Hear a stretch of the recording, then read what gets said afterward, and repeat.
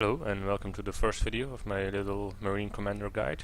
I'll be going over some of the basics and some base building tips in this video, and I will be discussing some strategies in later videos. So for those who have never commanded before, I would suggest you start with checking your commander key bindings here. These are defaulted to the QWERTY keyboard, so if you don't have a QWERTY keyboard you might want to consider changing some of these.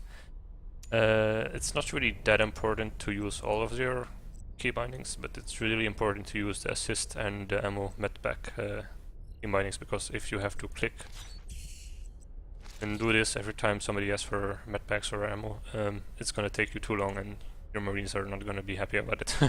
It's easier to just use your key bindings and you can spam stuff all around.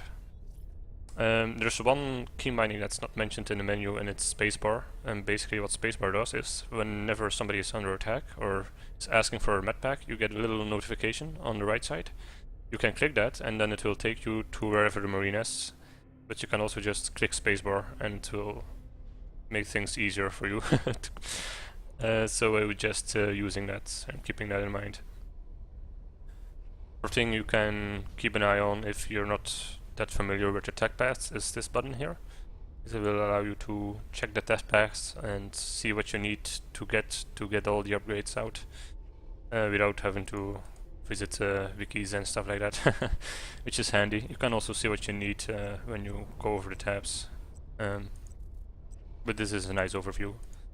And if you're really not that comfortable with the tech pads and the basics, I would suggest you don't start with commanding on servers and just start with training versus bots, just to get the basics down. Once you get the basics, you can try pub in and maybe even try gather commanding if you're comfortable enough.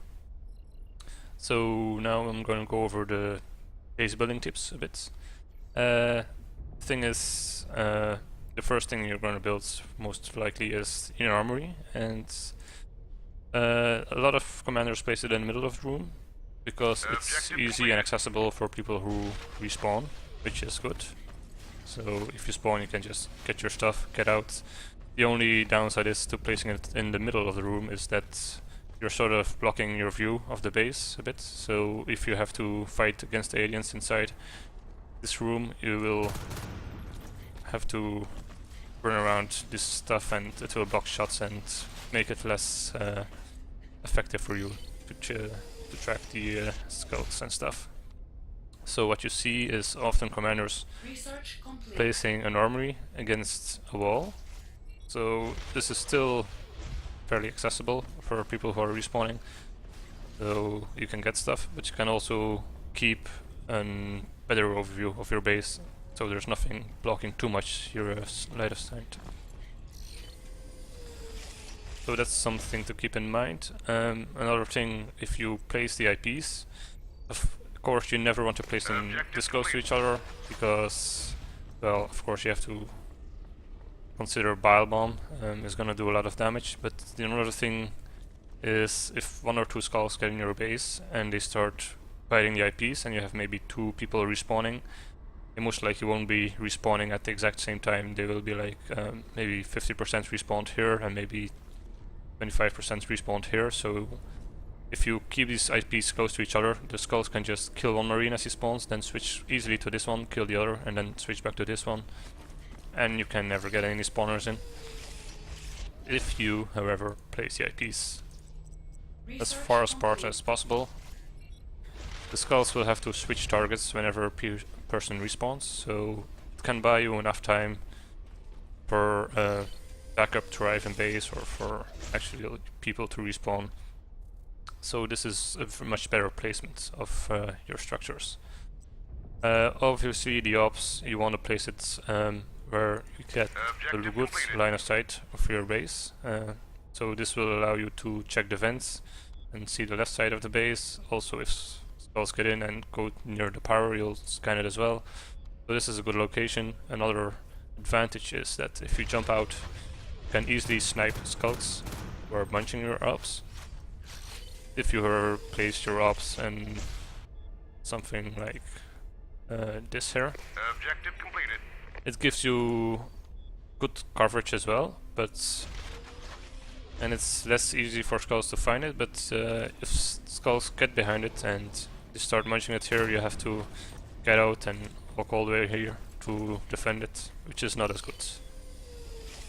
So try to place it in a spot like this, which gives good coverage, but is also easy to defend. Another position would be like here, it's probably good as well. Objective completed. It's easy to defend, good coverage. Then the more advanced stuff like arms labs and prototype factories, prototype labs. You want to place them near the edge of your base, never in the center.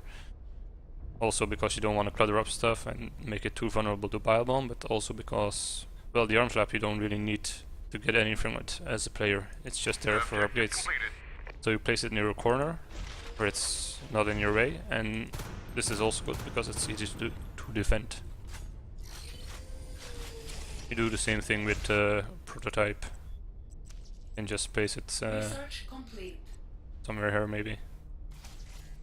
And this gives you a nice clean base and easy to defend structures against annoying skulls.